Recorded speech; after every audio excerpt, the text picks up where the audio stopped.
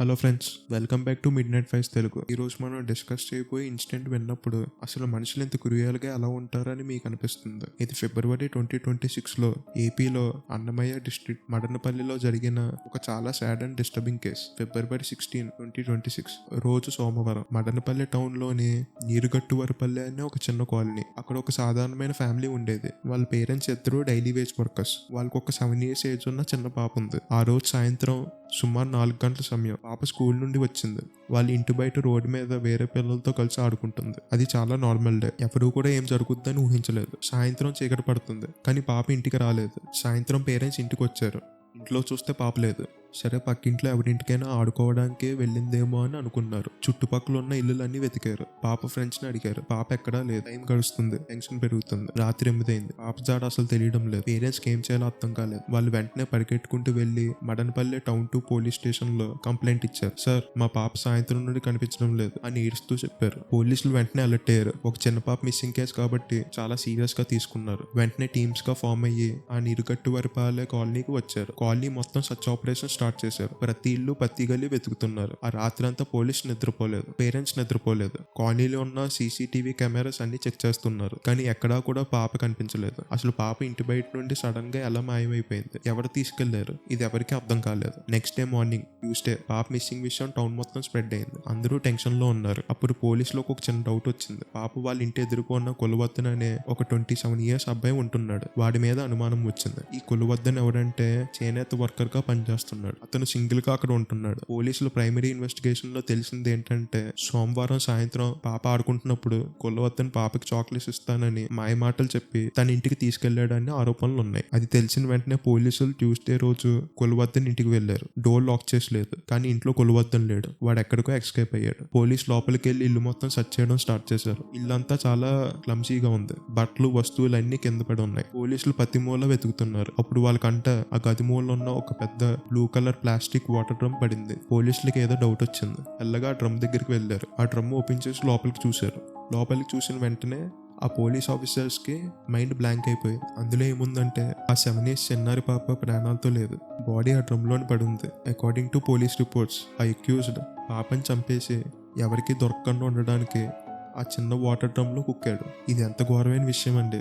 7 years పాప, ప్రపంచం అంటే ఏంటో కూడా సరిగ్గా తెలియదు. ఆ పాపని ఎంత దారుణంగా చంపేశారు. ఈ న్యూస్ బయటికి రాగానే ఆ కాలనీలో ఉన్న జనం గుండెలు ఆగిపోయాయి. పాప పేరెంట్స్ కి ఈ విషయం తెలిసింది. వాళ్ళు తట్టుకోలేకపోయారు. కన్న కూతురు అలాంటి స్థితిలో దొరికిందని తెలిసి వాళ్ళు ఏడుస్తున్న ఏడుపుని చూస్తే అక్కడున్న పోలీసులకు కూడా కళ్ళల్లో నీళ్ళొచ్చాయి. కానీ ఆ బాధ కొద్దిసేపట్లోనే ఫుల్ కోపంగా మారిపోయింది. మా పాపని చంపిన వాడిని మమ్మల్ని చంపినవ్వండి అని పబ్లిక్ మొత్తం రోడ్స్ మీదకి వచ్చారు.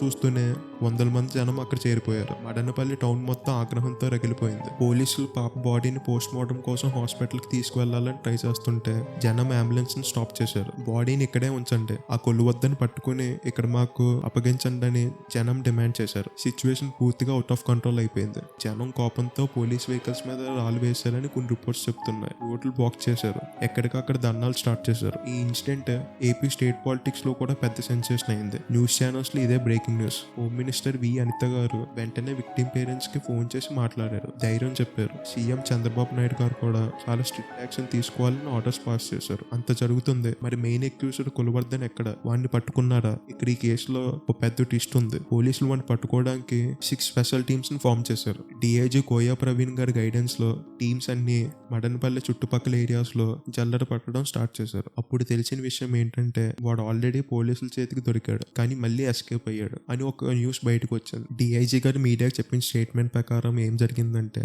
కులవర్ధన్ ని పోలీసులు అరెస్ట్ చేసి వెహికల్ లో ట్రాన్స్పోర్ట్ చేస్తున్నప్పుడు పబ్లిక్ చాలా కోపంగా ఉన్నారు కాబట్టి జనం పోలీస్ జీప్ ని ఆపారు. ఆ హడావిల్లో కులవర్ధన్ తప్పించుకున్నాడు. ఇది తెలిసాక పబ్లిక్ ఇంకా కోపం వచ్చింది. అంతమంది పోలీసులు ఉండగా వాడు ఎలా తప్పించుకుంటాడు, ఇది ఎలా పాసిబుల్ అని అందరూ క్వశ్చన్ అడగడం స్టార్ట్ చేశారు. పోలీసుల మీద ప్రెషర్ చాలా పెరిగిపోయింది. టైం గడుస్తుంది. వెడ్నెస్డే మార్నింగ్ వచ్చింది. పోలీసులు వాడి కోసం అంతా వెతుకుతూ ఉన్నారు. ఈ లోపు మదనపల్లి దగ్గర ఉన్న అనసనివారిపల్లి అనే విలేజ్ నుండి పోలీసులకు ఒక ఫోన్ కాల్ వచ్చింది. ఆ విలేజ్ లోని జనం వాళ్ళ ఏరియాలో ఉన్న ఒక చెరువులో నీళ్ళ మీద ఏదో తేలుతుందని పోలీసులకు ఇన్ఫర్మేషన్ ఇచ్చారు. వెంటనే పోలీస్ టీం అక్కడికి వెళ్ళింది. పోలీసులు వెళ్లి చూసేసరికి ఇక్కడ నీళ్ళల్లో ఒక డెడ్ బాడీ తేలుతూ ఉంది. బాడీని బయటికి తీశారు. చూస్తే ఆ బాడీ ఎవరిదో కాదు.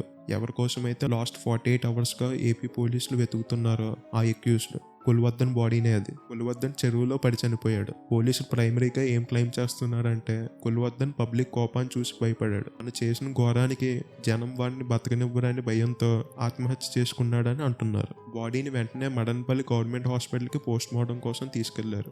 వాడు నిజంగానే ఆత్మహత్య చేసుకున్నాడా, నీళ్ళల్లో మునిగి చనిపోయాడా, లేక ఇంకేమైనా జరిగిందా అనేది పోస్ట్ మార్టం రిపోర్ట్స్ వచ్చాక పూర్తిగా తెలుస్తుంది. ఈ న్యూస్ బయటికి రాగానే పబ్లిక్ నుండి డిఫరెంట్ రియాక్షన్స్ వచ్చాయి. చాలా మంది వాడు చేసిన పాపం వాడిని వెంటనే చంపేసింది, ఇది ఇన్స్టెంట్ జస్టిస్ అని చాలా మంది సోషల్ మీడియాలో కామెంట్స్ పెడుతున్నారు. అక్యూజ్డ్ చనిపోవడంతో కేసు క్లోజ్ అయిపోయి ఉండొచ్చు, కానీ ఆ 7 years పాప పేరెంట్స్ బాధ ఎవరు తీరుస్తారు? వాళ్ళ కూతురు మళ్ళీ తిరిగి రాదు కదా. లైఫ్ లాంగ్ ఆ బాధ వాళ్ళని వెంటాడుతూనే ఉంటుంది. ఇక్కడ ఇంకో డౌట్ కూడా చాలా మందికి వచ్చింది. అసలు వాడు ఒక్కడే ఈ ఘోరం చేశాడా, లేక వాడితో పాటు ఇంకెవరైనా ఉన్నారా? అసలు ఆ రోజు సాయంత్రం వాడి ఇంట్లో ఏం జరిగింది? ఈ క్వశ్చన్స్ అన్ని ఇప్పుడు వాడి డెత్తో పాటు మిస్టరీగానే మిగిలిపోయాయి. ఈ ఇన్సిడెంట్ తర్వాత పిల్లల సేఫ్టీ మీద మళ్ళీ పెద్ద డిస్కషన్ స్టార్ట్ అయింది. మనం ఎంత కేర్ఫుల్గా ఉన్నా పక్కింట్లో ఉండేవాడిని కూడా నమ్మలేని పరిస్థితి వచ్చింది. అసలు సమాజం ఎటు వెళ్తుందని అందరూ భయపడుతున్నారు. ప్రతి పేరెంట్కి ఇది ఒక లెసన్ లాంటి ఇన్సిడెంట్. పిల్లల్ని బయటికి పంపినప్పుడు చాలా జాగ్రత్తగా ఉండాలి. ఎవరేమి ఇస్తానన్నా వెళ్ళకూడదని పిల్లలకు క్లియర్గా చెప్పాలి. గుడ్ టచ్ బ్యాడ్ టచ్ గురించి మనమే వాళ్ళకి ఎక్స్ప్లెయిన్ చేయాలి. ప్రెసెంట్ పోలీసులు కుల్వద్దన్ పోస్ట్ మార్టం రిపోర్ట్ కోసం వెయిట్ చేస్తున్నారు. ఆ రిపోర్ట్ వచ్చాక ఇంకా చాలా డీటెయిల్స్ బయటకు వచ్చే ఛాన్స్ ఉంది. అసలు ఎగ్జాక్ట్ గా కుల్వద్దన్ ఎలా చనిపోయాడు అనేది తెలుస్తుంది. మదనపల్లి లాంటి ఒక ప్రశాంతమైన టౌన్ లో ఇలాంటి క్రైమ్ జరుగుద్దని ఎవరు కలలో కూడా అనుకోలేదు. ఈ యొక్క ఘటనతో ఆ టౌన్ మొత్తం ఒక్కసారిగా ఉలికిపడి లేచింది. ఇది మనందరికీ ఒక వేకప్ కాల్. ఆ 7 years చిన్నారి ఆత్మకి శాంతి చేకూరాలని మనస్ఫూర్తిగా కోరుకుందాం. మరియు ఆ పేరెంట్స్ కి ఇంకోర విషాదాన్ని తట్టుకునే ధైర్యం దేవుడు ఇవ్వాలని ప్రార్థిద్దాం. ఈ కేసు గురించి మరియు కుల్వద్దన్ డెత్ గురించి మీరేమనుకుంటున్నారో, అది కర్మ అంటారో లేక ఇంకేదో జరిగిందంటారో, మీ ఒపీనియన్ ని కింద కామెంట్ సెక్షన్ లో నాతో షేర్ చేసుకోండి. ఇలాంటి డార్క్ మిస్టరీస్ ఇంకా తెలుసుకోవాలనుకుంటే మిడ్నైట్ ఫైవ్స్ తెలుగుని సబ్స్క్రైబ్ చేయండి, బెల్ ఐకాన్ కొట్టండి. Until then stay safe, stay alert and please do like the video.